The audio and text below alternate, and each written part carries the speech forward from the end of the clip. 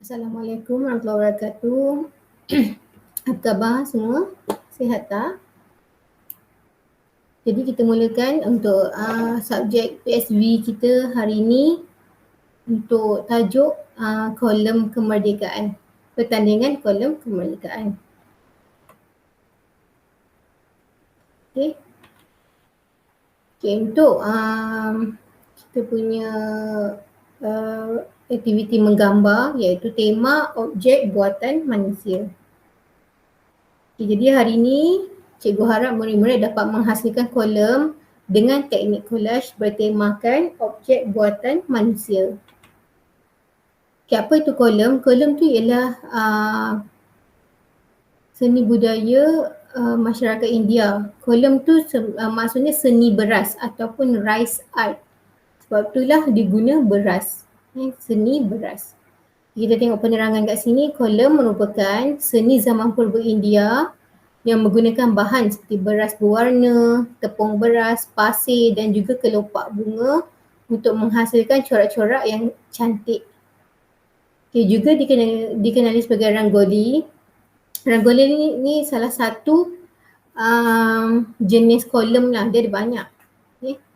Rangoli, karya seni tangan yang halus ni popular di musim perayaan seperti Deepavali, Pongal. Okay, dia melambangkan semangat mengalu-alukan tetamu dan jemputan. Okay, mengikut tradisi masyarakat India pada zaman dahulu, kolom akan dibuat di depan rumah sebagai satu adat istiadat pada setiap pagi. Okay, kolom ni dibuat depan rumah untuk menyambut tetamu, mengalu-alukan kedatangan tetamu.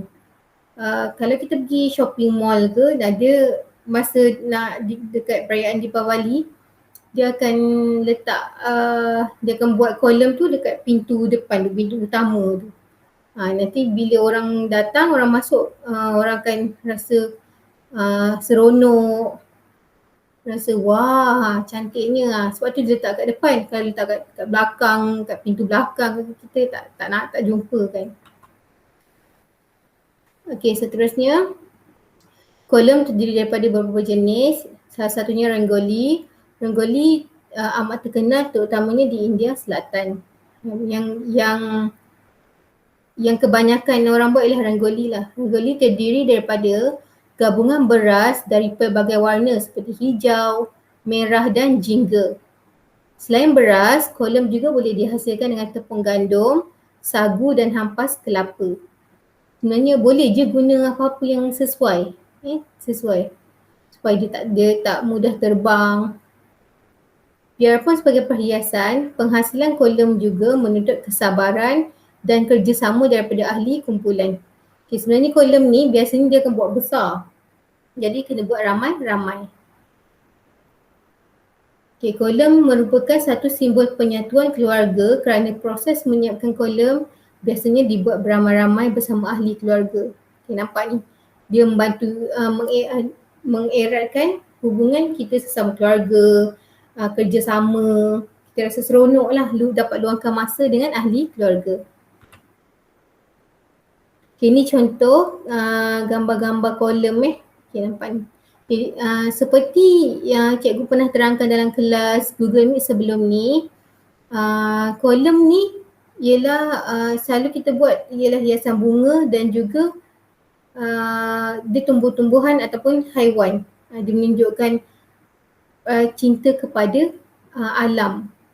Okay, contohnya ni gambar apa ni? Burung merak. Burung merak lambang masyarakat India. Okay, yang ni ialah bunga-bunga.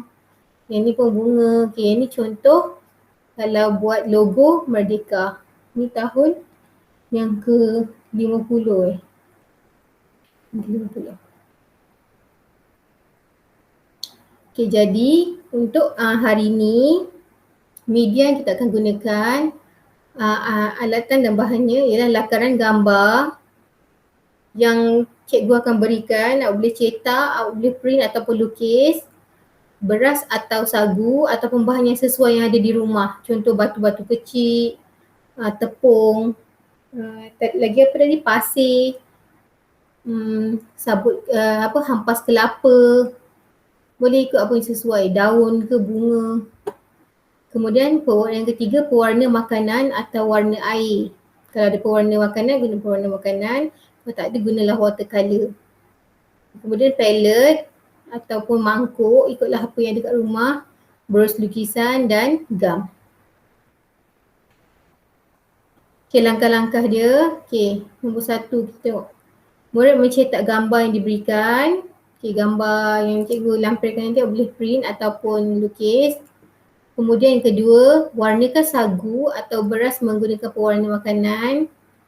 Warna, ikut warna yang awak nak gunakan. Contohnya, kita nak buat kolom gambar bendera Malaysia. Jadi, ada 4 warna kena gunakan. Okay. Murid hasilkan kolom pada gambar yang telah dicetak untuk kreativiti masing-masing. Kemudian akhir sekali hantar gambar hasil karya kepada cikgu. Okey, ni gambar ni boleh cetak.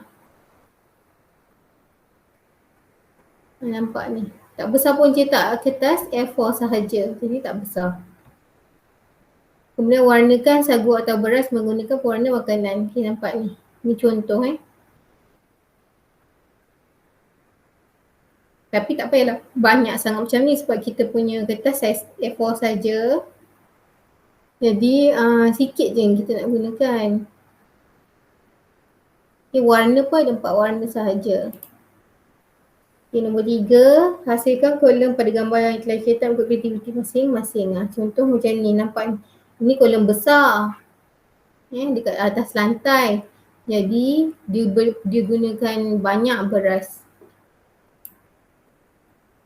Okey, ni hasil yang dah siap. Ni Bazilah yang buat. Tahniah Bazilah, nampak ni. Okey. Ada 4 warna sahaja, buat kemas-kemas ya. Nanti dah siap, boleh hantar pada cikgu. Okey, jadi rumusan untuk hari ni. Jadi semua murid dapat hasilkan kolom dengan teknik collage bertemakan objek buatan manusia. Jadi itu sahaja untuk hari ni. Terima kasih. Buat cantik-cantik tau. Nanti hantar kat cikgu. Kita akan pilih pemenang nanti dapat hadiah.